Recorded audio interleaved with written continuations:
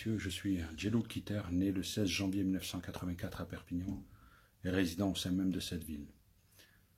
Je reviens vers vous à travers cette nouvelle vidéo. Je devais bien sûr entre-temps me remonter moralement. Je vous adresse ce message du centre de soins, du centre de psychothérapie dans lequel je me trouve, épuisé moralement, en grande dépression. J'ai dû prendre du recul, m'isoler, afin de me remonter moralement. Aujourd'hui, ça va beaucoup mieux. Je me permets de reprendre ces vidéos, car je devais donner suite à toutes les vidéos que j'ai pu faire au printemps-été 2022, afin d'alerter, de dénoncer l'injustice que l'on me faisait subir, afin de mettre en lumière cet harcèlement moral inouï perpétré par des fonctionnaires de police civile et issus de différents services, des agents du renseignement territorial, des fonctionnaires de la police judiciaire et des fonctionnaires du commissariat central de Perpignan. Depuis de nombreuses années, depuis mars 2013 exactement, je subis un harcèlement moral inouï. J'ai entravé leur chemin à un moment donné dans ma vie pour lutter contre une injustice, pour aider des personnes en difficulté, livrées à elles-mêmes, afin de leur restituer leurs enfants. Par rapport à un trafic de drogue de grande ampleur, comme j'ai pu raconter dans des vidéos précédentes, qui s'est installé au sein même de notre quartier Saint-Jacques à Perpignan. À travers ce fléau qui a gangréné notre quartier courant 2012, novembre et décembre 2012, nous avons aidé avec certains membres de mon entourage, certaines mamans qui, dépitées, en situation de détresse.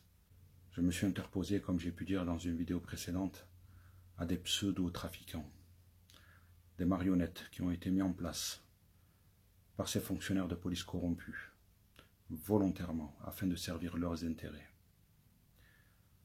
en toute impunité, et avec carte blanche, pour faire régner l'injustice au sein de notre quartier.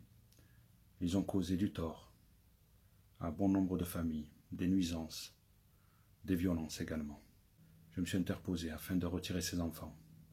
Plusieurs fois, j'ai eu des menaces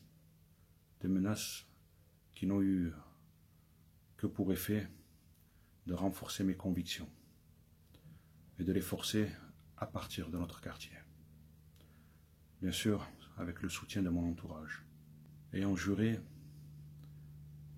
avec toutes leurs menaces, de me faire payer cela, mars 2013, subitement, je subirai un harcèlement moral inouï. Ce sera le début d'un enfer qui perdure encore aujourd'hui, après plus de 9 ans passés à endurer cela. Je subirai un harcèlement moral par des fonctionnaires de police civile que je réussirai à démanteler par le biais des investigations que j'ai pu mener, que je raconte à travers mes vidéos, à travers mon parcours judiciaire également. Je subirai un acharnement de grande ampleur par un groupuscule d'individus qui reviennent plusieurs fois à chaque fois. Pour bon nombre d'entre eux, je les ai en vidéo. Pour quelques-uns, ils ne m'ont pas donné l'occasion que de les avoir. Pendant 3 ans, je n'ai rien dit. De 2013 à 2016, j'ai subi en silence, en alertant bien sûr mon entourage, mes proches, pour leur raconter ces méfaits. Beaucoup d'entre eux me disaient que peut-être cela était dû à de mauvaises fréquentations. Ce que moi-même je ne pensais pas, mais que je finis par croire. Je laissais le temps passer. Je subissais un harcèlement moral étouffant, insistant. Et malgré tout, je continuais de rester debout. Des personnes civiles, de tout âge, de tout milieu, que ce soit des fonctionnaires de police, que ce soit des employés municipaux, que ce soit même de simples personnes civiles.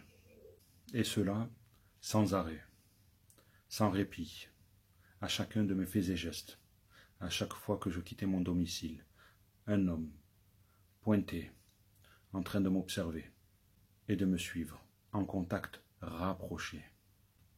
À chaque fois que je marchais, une personne était derrière moi.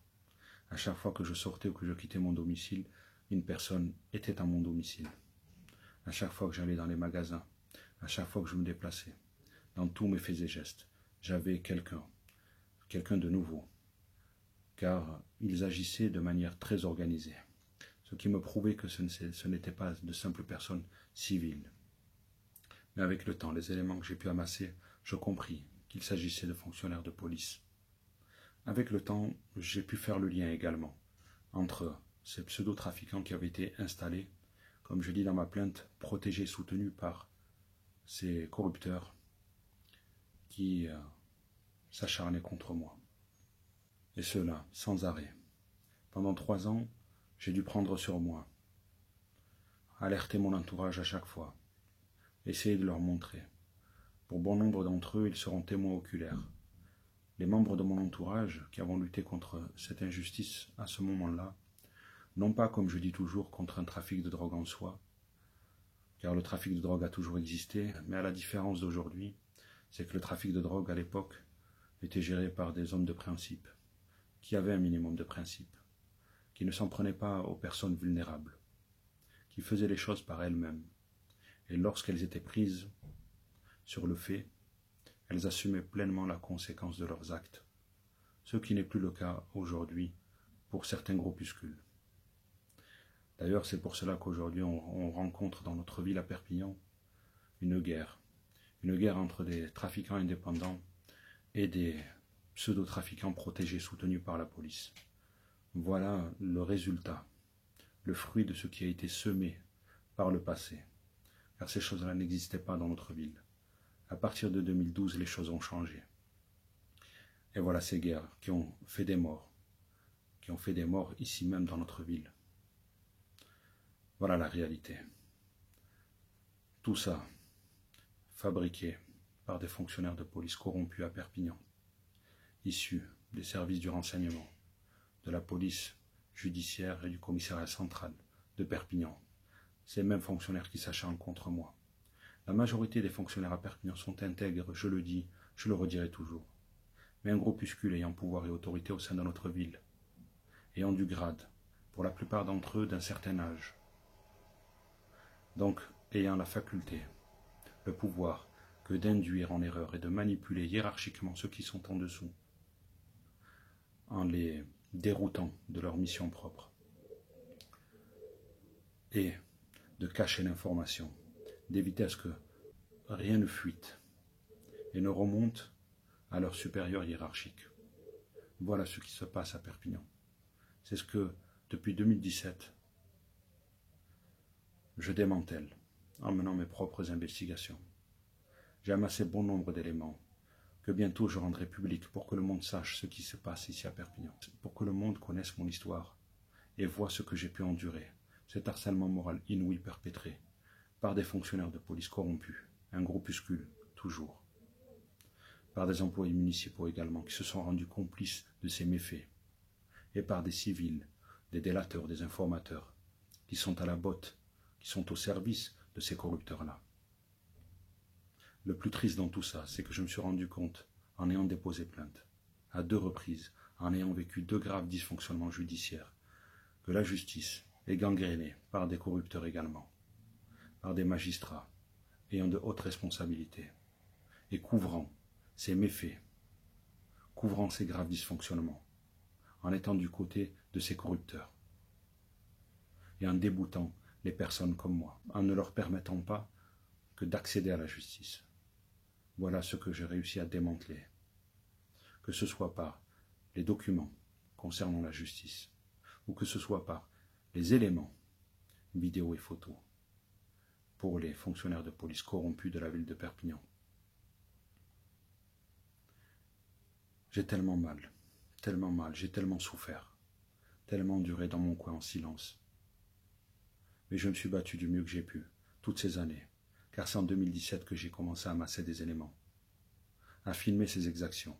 Et c'est à ce moment-là, parce que j'ai filmé, que j'ai subi, encore et encore, un acharnement, beaucoup plus intense qu'il était, à recevoir des menaces, à subir des tentatives d'intimidation, dans un seul et unique but celui que je signale d'ailleurs au niveau de ma plainte, déposée pour des faits de harcèlement moral au sens de l'article 222-33-2-2 du Code pénal, en date du 19 juin 2020 et qui a connu de nombreux rebondissements, tout simplement que de me faire quitter la ville. J'ai entravé à la mise en place d'un trafic de drogue de grande ampleur au sein de notre ville, sans le vouloir, parce que ce n'était pas mon objectif. Mon objectif, si je peux dire ça comme ça, c'était juste de rendre service à des pauvres mamans, impuissantes, dans la difficulté et la douleur, que de subir et que de ne pas être entendues, que de subir et que d'être impuissante face à ce fléau, face à ces pseudo-trafiquants qui ont usé du pouvoir qui leur a été attribué officieusement, que ces corrupteurs ont protégé et soutenu en leur donnant carte blanche afin qu'ils puissent commettre toutes sortes d'exactions, toutes sortes d'injustices sans même être inquiétés. Voilà ce qui s'est produit chez nous à Perpignan, chose qui n'existait pas avant. Le trafic de drogue a existé et existera toujours, mais il n'était pas ce qu'il est devenu depuis 2012. Les trafiquants étaient dans leur coin, mais ne commettaient pas d'injustice envers les plus faibles.